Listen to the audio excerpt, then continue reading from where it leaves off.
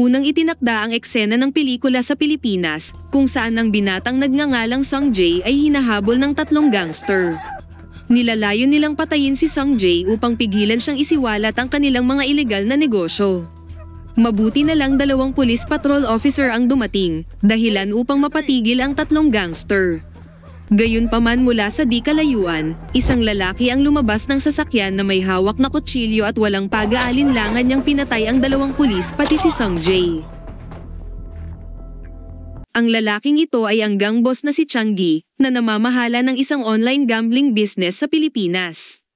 Lumipat ang eksena sa South Korea kung saan ang mga undercover police ay makikitang inaaresto ang ilang drug dealers.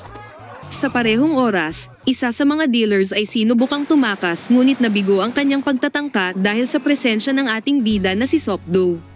Pagkatapos tumungo sila sa hideout ng mga drug dealers na matatagpuan sa rooftop ng isang apartment building. Nang makita ang mga pulis, lahat ng dealers ay nataranta at mabilis na itinago ang lahat ng ebidensya.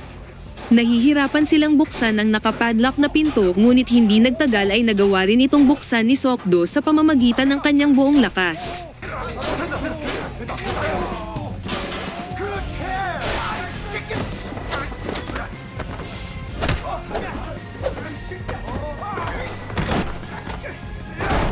Matapos masupil lahat ng dealers, kinolekta ni Sokdo lahat ng ebidensyang makikita doon at natuklasan din nila na ang mga dealers ay nagbebenta ng droga sa pamamagitan ng online shopping apps. Nagkataon din naman na may ilang customer ang pumunta kaya bumuo sila ng plano para isa-isa nilang mahuli ang mga drug users. Nang gabing iyon, ipinagdiwang nila ang matagumpay nilang misyon na mahuli ang mga drug dealers sa isang masarap na hapunan. Bago sila kumain, ipinaalam ni Sokdo sa kanyang mga nasasakupan na ang may-ari ng resto na ito ay isang balo na namatay ang asawa habang naglilingkod bilang isang pulis.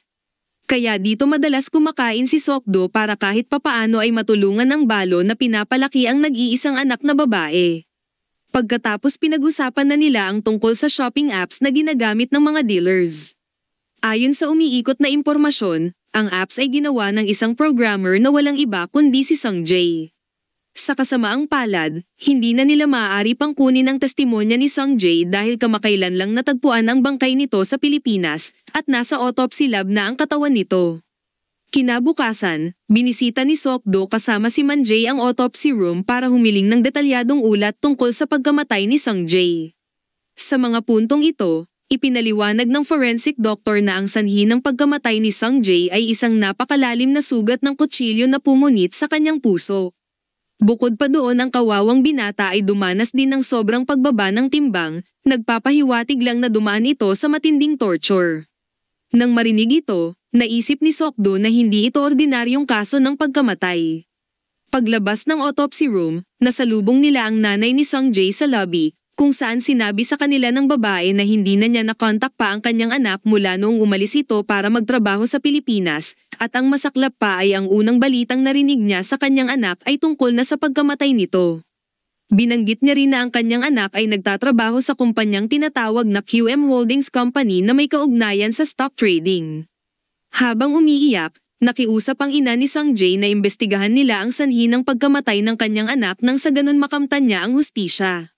Sa kabilang banda, ang negosyanteng nagngangalang Dong Chol, na siyang may-ari ng QM Holdings Company ay nakipagkita sa kanyang mga kasosyo sa negosyo upang pag-usapan kung paano nila mapapaunlad ang kanilang cryptocurrency business.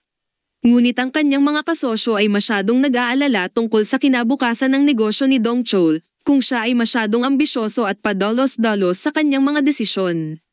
Sa kabila nito, nanatiling tiwala si Dong Chol na magtatagumpay ang kanyang plano. Samantala sa Pilipinas, si Dong Chol ay nagpapatakbo ng isang undercover gambling company kung saan inaalipin nila ang mga mahuhusay na programmer at apps developer gaya ni Sung Jae upang lumikha ng website ng walang bayad. Si Changi ang ginawang katiwala ni Dong Chol para pamahalaan ang mga manggagawa at upang patayin ang sinumang magrebelde gaya ni Sung Jae.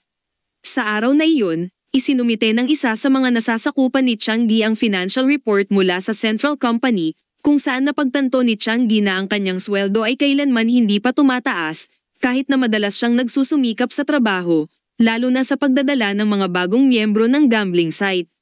Samantala sa Korea, Nakatanggap ng impormasyon si Manjay mula sa cyber department na ang distributor ng illegal trading apps ay naaresto. At lumalabas na si Sanjay ay hindi kabahagi ng distributor group. Ayon sa impormasyong nakalap, ninakaw ng distributor ang apps na nilikha ni Sanjay noong siya ay nasa kolehiyo pa at binago ito sa isang plataporma para sa drug trading. Bukod pa rito ay sinubukan ni Manjay makipag-ugnayan sa kumpanyang pinagtatrabahuan ni Sanjay sa Pilipinas. Ngunit sa kanilang pagsisiyasat, napag-alaman nila na ang kumpanya ay isang gawa-gawang kumpanya. Ayon din sa record mula sa mga legal na awtoridad ng Pilipinas, matagal nang huminto ang operasyon ng nasabing kumpanya.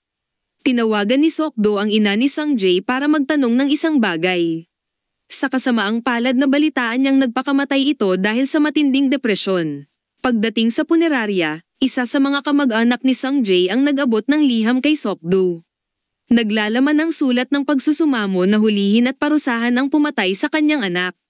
Nanumpa si Sokdo na tuparin ang kahilingang ito. Sa kabilang banda, si Changi at kanyang mga tauhan ay pumunta sa server side ng kanilang karibal na online gambling operation. Habang nasa biyahe, inutos ni Changi ang kanyang mga tauhan na i-hack at i-shutdown ang server ng mga kalaban. Nang mapagtanto na ang kanilang server ay biglang nag-shutdown, nataranta ang may-ari. Kasabay nito, inutos ni Changi sa mga tauhan na wasakin ang gusali at patayin ang lahat ng naroon.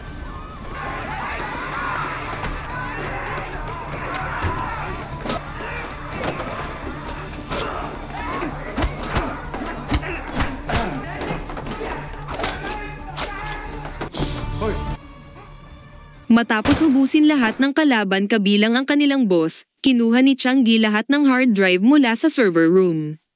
Pagkatapos ay kinontak niya si Dong Chul para iulat ang resulta ng kanilang trabaho.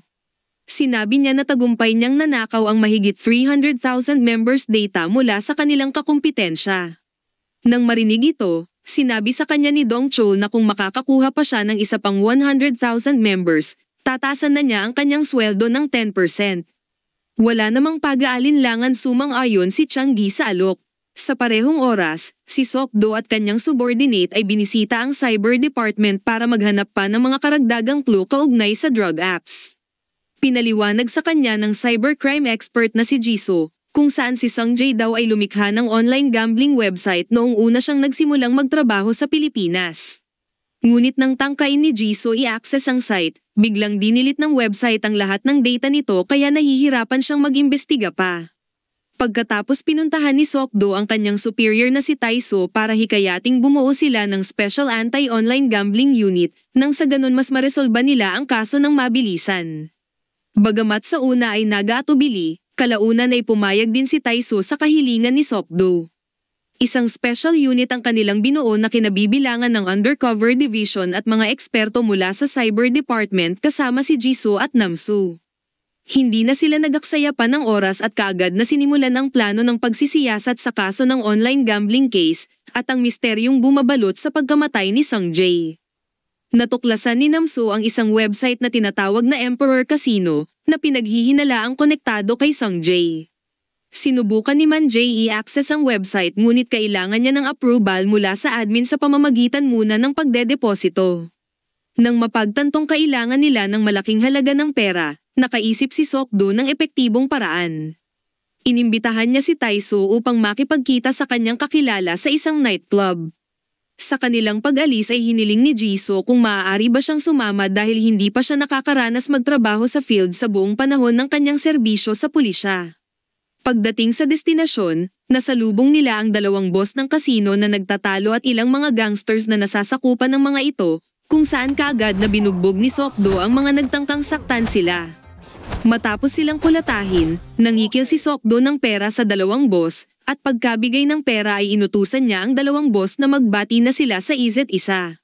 Sa kabilang lugar, binisita ni Changi ang tauhan niyang si Yusong, at inutos niyang konsilahin ang paglilipat ng mga nalikom na income kay Dong Chul dahil sa paulit-ulit nitong sinira ang kanyang pangako sa kanya.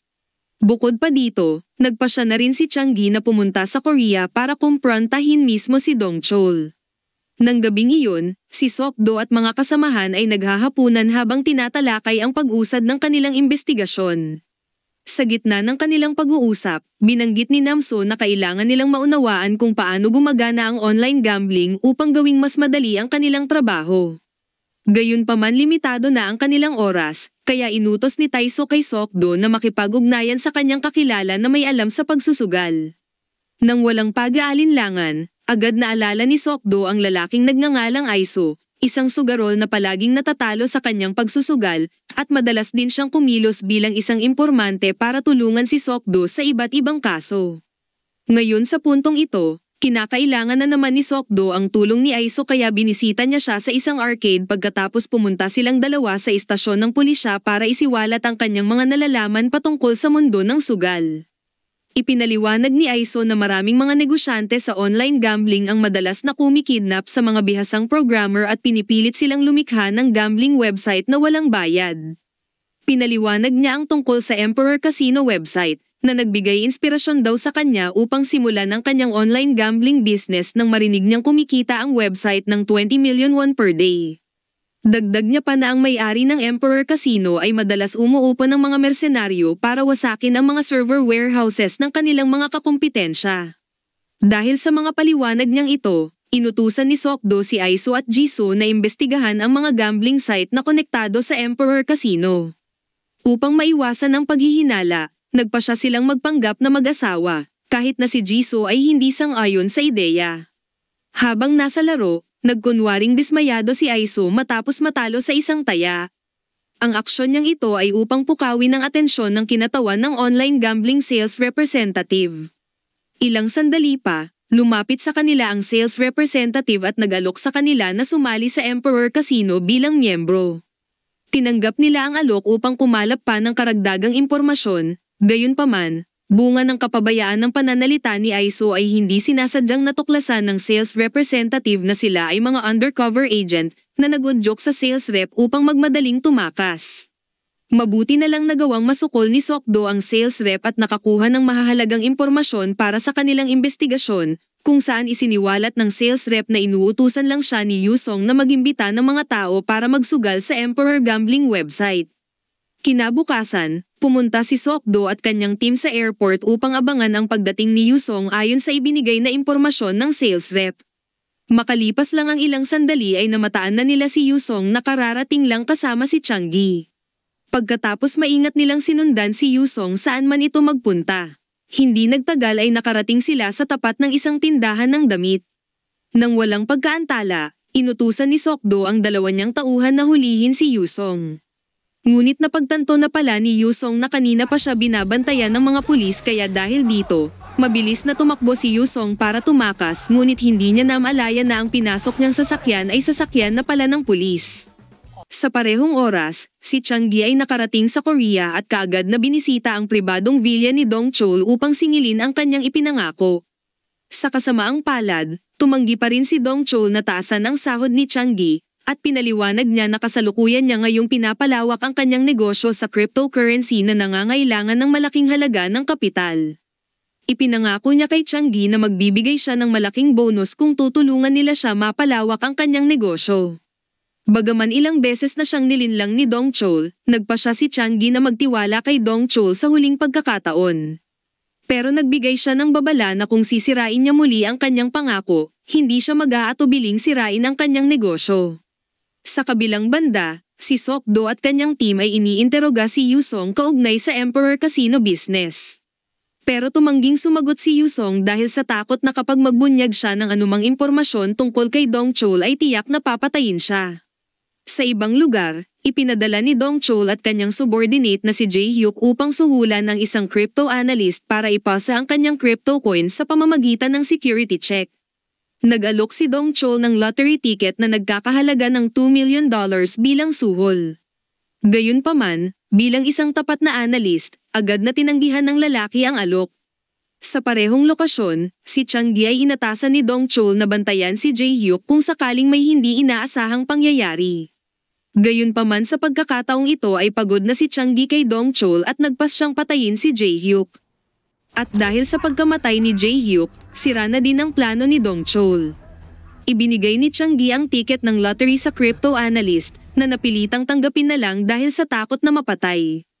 Pagkatapos tinawagan ni Changgi si Dong Chol upang ipaalam na pinatay niya si Jae-hyuk at balak itapon ang bangkay nito sa harap ng kanyang bahay nang sa ganun siya ang akusahan ng mga pulis sa pagpatay. Sa kabila ng banta, nanatiling kalmado si Dong Chol dahil plano niyang gamitin si Yusong na katatapos lang arestuhin ng mga pulis para hulihin siya. Bukod pa dun, nagpadala na daw siya ng abogado upang hikayatin si Yusong na magsinungaling sa mga pulis na si Changgi ang may-ari ng Emperor Casino. Sa ganitong paraan makakatakas si Dong Chol sa hinala ng mga pulis habang si Changgi ang madidiin. Nang marinig ito ni Changgi, kaagad silang tumungo sa istasyon ng pulisya.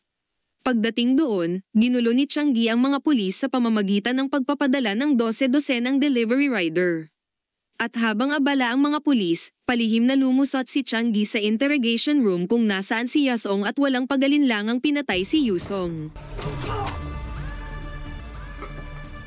Pagdating ng isang pulis sa interrogation room, bumungad sa kanya ang patay na katawan ni Yusong. Samantala, si Dong Chol ay nasa lokasyon kung saan pinatay si Jae-hyuk at upang hindi siya madawat sa kaso, inutusan niya ang kanyang tauhan na si Mr. Kwon na ilipat ang bangkay ni Jae-hyuk sa lugar ni Yusong. Ito ay hahantong sa pulisya upang ipagpalagay na si Changgi, Yusong, at Jae-hyuk ay nagpatayan para sa pera. Kinabukasan, natagpuan ng mga opisyal ng customs ang bangkay ni Jae-hyuk sa loob ng container na pagmamay-ari ng kumpanya ni Yusong. Ang bangkay ni Jae-hyuk ay dinala sa autopsy room para sa investigasyon. Ayon sa forensic doctor, ang mga saksak ni Jae-hyuk ay kahalintulad mismo kay Sung-jae, nagpapahiwatig na pinatay silang pareho ng isang tao, at ang lahat ng ito ay tiyak na may kaugnayan sa kaso ng online gambling na kasalukuyan nilang iniimbestigahan. Sa kabilang banda, si Changgi at kanyang subordinate na si Ji-hoon ay naghahapunan sa isang restaurant kung saan napanood nila sa telebisyon ang balita sa pagkakatuklas ng bangkay ni Jae-hyuk sa isang container. Nang makita ito, lalong nag-init ang galit ni Changgi kay Dong Chol sa pagtatangkang pag-setup sa kanya. Binantaan niya si Dong Chol sa telepono na papatayin niya siya kapag lumala ang sitwasyon. Pagkatapos ng banta, natakot si Dong Chol kaya inutusan niya si Mr. Kwon na unahan na nilang patayin si Changgi. Nang gabing iyon ay dumalo si Seok-do at Man-jae sa isang event na pinangunahan ni Dong Chol para mangalap ng impormasyon. Nagkataon namang sumakay sa parehong elevator si Changgi at Seok-do. Sa sandaling ito nagkaroon sila ng suspetya sa isa't isa hanggang sa lumabas na si Changgi ng elevator. Naghiwalay sila ni Ji-hoon upang lituhin si Seok-do at Man-jae. Pagpasok ni Seok-do sa isang toilet ay bigla siyang inatake ni Ji-hoon. At sa kabilang toilet din ay sinalubong ni Changgi si Man-jae. Mabuti na lang nailigtas ang buhay ni Man-jae nang lumabas ang isang cleaning worker. Dahil dito dinala niyang bihag ang worker upang pigilan si Seok-do sa paghahabol sa kanila. Hindi nag-alangan si Changgi patayin ang babae sabay umalis. Matapos ang insidente, ininteroga ng mga pulis ang isa sa mga tauhan ni Changgi. Gayunpaman naging mayabang ito at tumangging magsalita, kaya pinasuot siya ni Seok-do ng helmet sabay binugbog. Nang maglaon, natuklasan na ni Tae-soo ang pagkakakilanlan ni Changgi at Ji-hoon, kung saan pareho silang nagsilbi noon sa bansa bilang mga special forces, gayunpaman sila ay na-dismiss dahil sa pagmasaker ng mga sibilyan. Matapos silang ma-discharge ay nirecruit sila ni Dong Chol para maging manager at mga enforcer ng online gambling business. Hindi nagtagal pagkatapos, pinilit sina Tae-soo at Seok-do ng head ng pulisya na resolbahin na ang kaso sa online gambling sa lalong madaling panahon. Binigyan sila ng 24 hours deadline para tapusin ang investigasyon dahil kung hindi ay ililipat ang kaso sa ibang departamento. Pakiramdam na imposible ito, humingi ng karagdagang panahon si Seok-do ngunit hindi siya pinagbigyan ng chief of police. Pumunta muna si Seok-do sa kanyang paboritong restaurant para magpahinga. Nakaramdam siya ng matinding pagkapagod para sa misyon na ito at nagbabalak na tigilan na, pero nang basahin niyang muli ang liham ng ina ni Sung-jae, nagbigay ito sa kanya ng lakas ng loob na ipagpatuloy ang kaso. Maya-maya ay dumating ang kanyang mga kasamahan. Iminungkahi ni Tae-soo na kailangang magkaisa ng mga pulis para mahuli ang mga kriminal tulad ni Dong Chol at Changgi. Habang papauwi sakay ng kotse, naabutan nila ang ilang gangster na binubugbog ang shop owners kaya agad gumawa ng aksyon si Seok-do.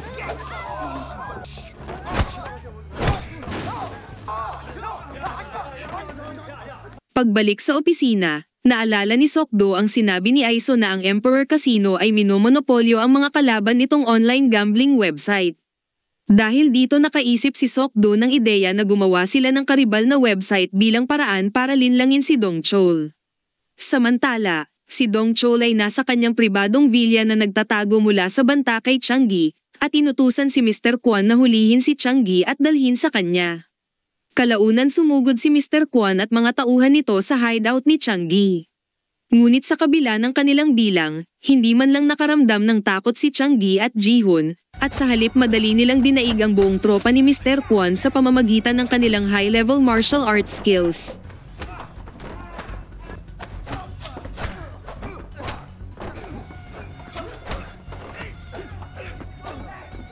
Sa huli, si Mr. Kwon ay na-corner at walang nagawa. Pero nagmungkahi si Changi na makipagtulungan sa kanya para pabagsakin si Dongchol, at kapag nagtagumpay sila ay paghahatian nila ang kapangyarihan at kayamanan ni Dongchol. Desperadong mabuhay, nagatubiling tinanggap ni Mr. Kwon ang alok. Samantala sa istasyon ng pulisya, nakiusap si Sokdo kay Taiso na payagan siyang ipagpatuloy ang nakabinbing investigasyon, ngunit sa kasamaang palad, ipinasa na ng chief ng pulis ang kaso sa ibang departamento.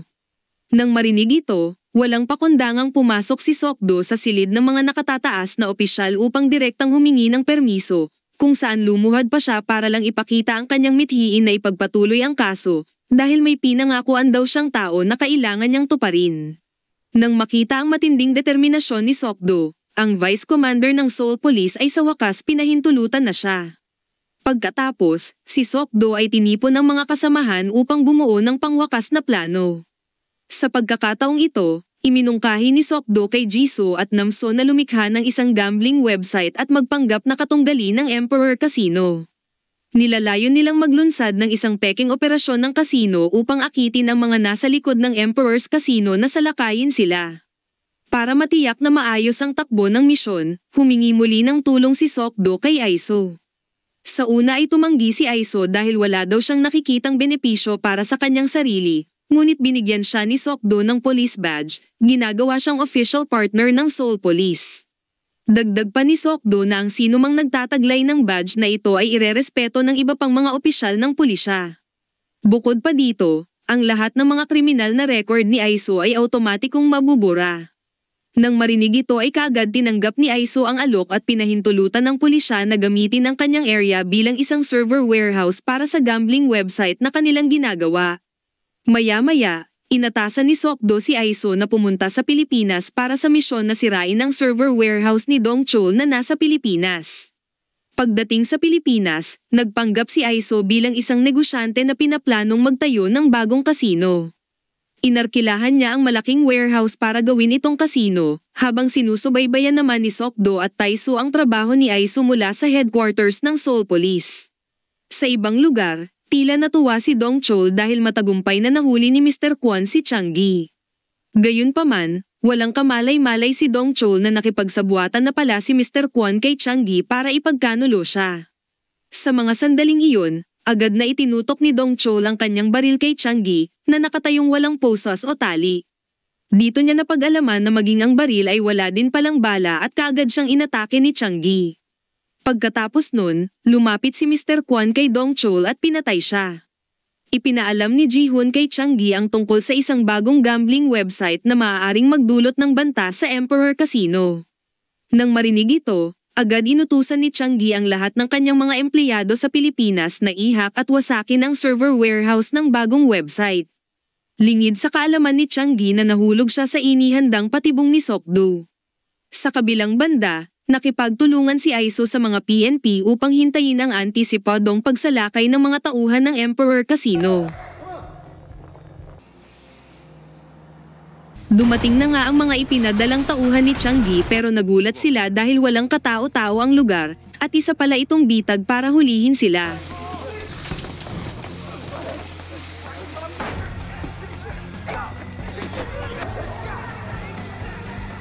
Sa huli, nagawa nilang madakip lahat ng mga alapores ni Changi at sa pamamagitan nito ay natunton nila ang kinaroroonan ng server warehouse ng Emperor Casino sa Pilipinas at walang pag-aalinlangang sinalakay nila ito. 왼쪽 위에 막아야지.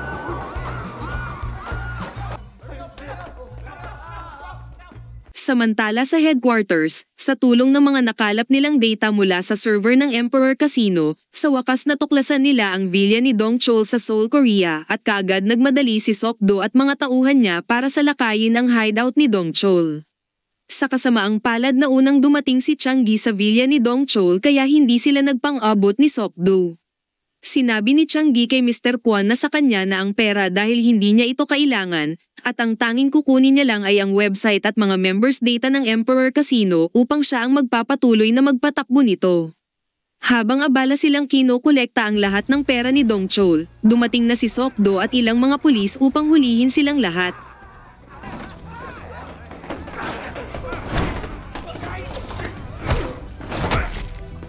Matapos magapi si Mr. Kwon, pinaalam niya na si Changgi at Ji-hoon ay papunta na ngayon sa airport.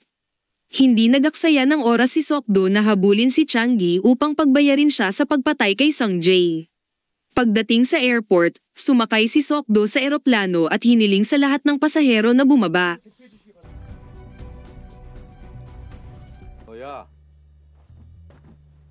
Pagkatapos nun, muling nagharap si Sok-do at Changgi sa matinding labanan. 2 versus 1 ang laban kung saan mag-isang hinarap ni Sok-do si Changgi at Ji-hoon. Sa kabila ng matinding husay ni Changgi at Ji-hoon sa pakikipaglaban, pero makikitang nangingibabaw ang kakayahan ni Sok-do laban sa kanilang dalawa.